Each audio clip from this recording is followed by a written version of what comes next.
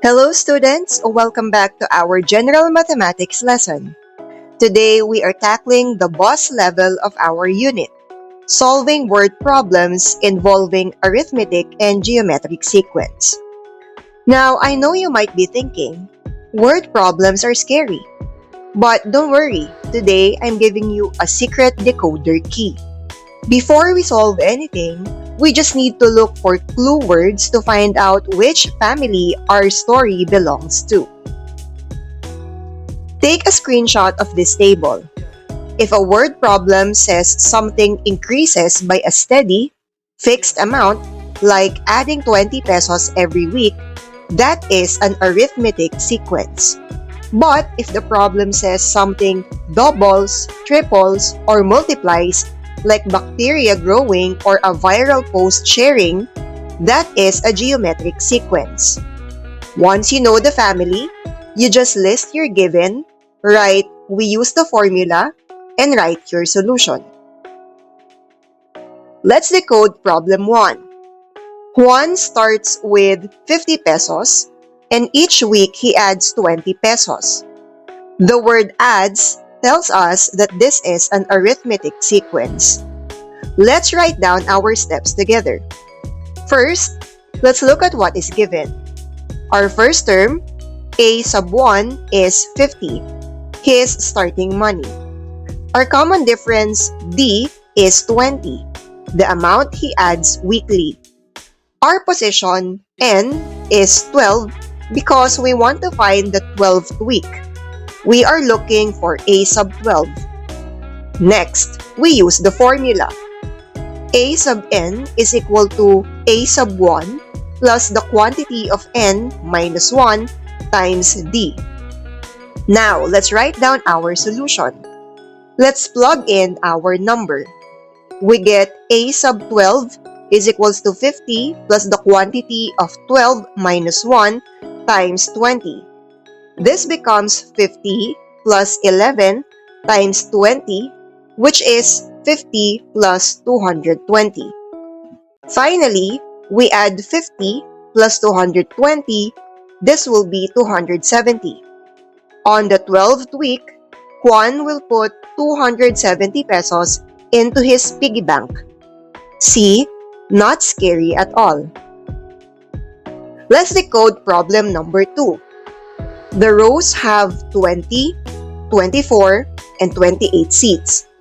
Notice that the seats are increasing by 4 every single row. Because we are steadily adding 4, this is another arithmetic sequence.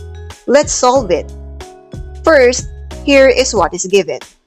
Our first term, A sub 1, is 20 seats. Our common difference, D, is 4 seats. Our n is 15 since we want the 15th row. We want to find A sub 15. Next, we use the formula. A sub n is equals to A sub 1 plus the quantity of n minus 1 times D. Now, let's write down our solution. Let's plug in our number. We get A sub 15 equals 20 plus the quantity of 15 minus 1 times 4.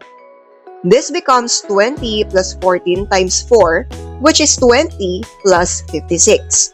Finally, we add 20 plus 56. This is 76. There are exactly 76 seats in the 15th row. Now, let's look at problem number 3. It starts with 3 shares, and the shares triple every day. The word triple means multiply by 3. This is a geometric sequence. Given, A sub 1 is 2, our common ratio is 3, and n is 6. We want to find A sub 6. We use the formula. A sub n is equals to A sub 1 times r raised to the power of n minus 1. Solution? Substituting the values gives us A sub 6 equals 3 times 3 raised to the power of 6 minus 1.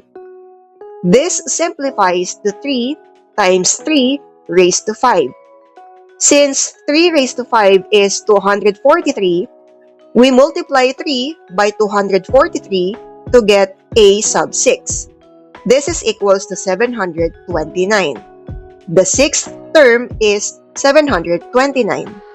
This means on day 6, our math meme will get 729 shares. That's the power of geometric growth. Our last example is a classic physics problem, a bouncing ball.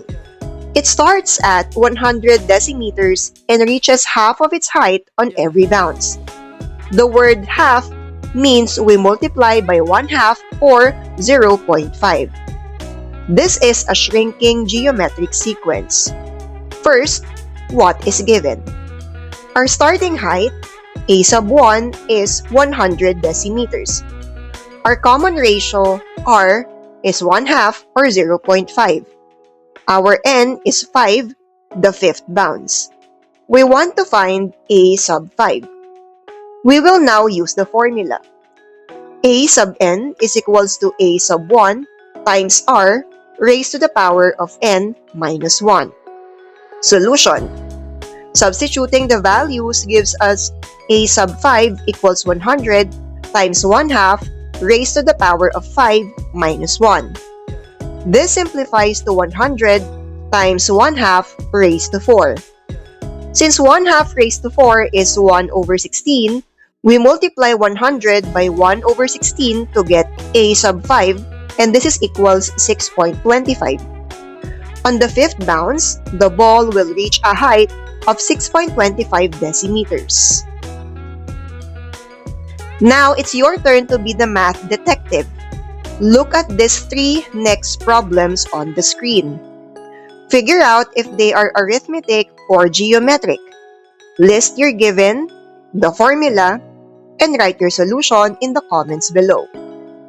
I will be personally hearting and replying to the correct answers. I will now be showing on the screen the problems that you can practice to solve. You may take a screenshot of it and solve it on your own.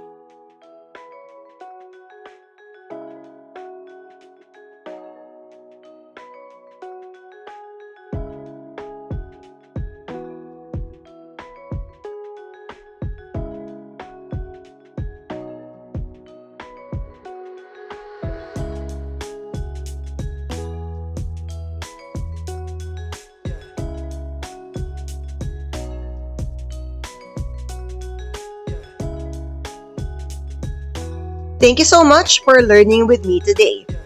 See you in the next lesson. Bye!